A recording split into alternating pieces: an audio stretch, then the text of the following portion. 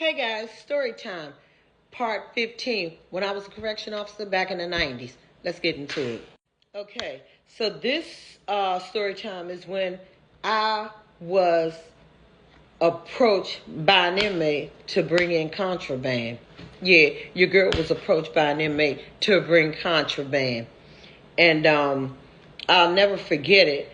I was working in Southwest 2, and the dude, I guess because I was like, I was nice. I was a fair person, and I used to do my security checks. Like I said, make sure everything, my unit ran smooth and, that sort of thing. So, and then I was really nice. I am nice. But I guess, like when we were in training and when you go through your correctional training, they always tell you, keep in mind, the inmates have 365 days in a year to think about how they're going to try to turn you on the other side and to get you to bring in contraband, to do something that you know you're not supposed to do. And that's not in your job description. And that was my thing. If it's not in the job description, you can't have it. It's just bottom line. So anyway, this particular inmate decide he's going to, try me, of all people. And when they ask you to bring in something, they just want something from off the street. It could be just like a pack of chewing gum. They start off small because see, they figure like this. If they start off small and you bite, then the next thing is going to be something else. And then it's going to get bigger and bigger. And then you're locked in, and there's nothing you can do about it. They'll have control. Because you know what? Inmates are going to tell. If they get caught with anything, they're going to say where it come from. That's first and foremost.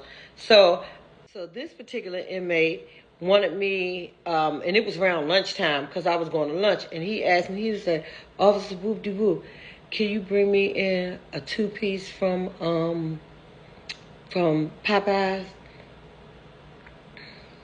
And I said, excuse me? He said, yeah, can you bring me like a 2-piece?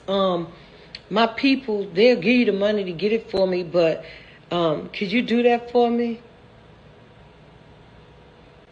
I'm like, you do know that you're asking me to bring in contraband. No, but I see officers do it all the time. I said, but I'm sorry, I'm not one of those officers. I'm not one of those officers. So now you put me in a position to where I'm gonna have to write you up. No, you ain't gotta write me up. I'm sorry, no disrespect. I didn't know. I said no. I'm gonna write you up because you disrespected me first and foremost. And I don't like the disrespect. Don't think because I'm coming here, I'm smiling, and I appear to you maybe easygoing or whatever. Don't think you can manipulate me to do anything that's not job related. If it's not on the Department of Corrections list of items that you all can have, I'm not that officer.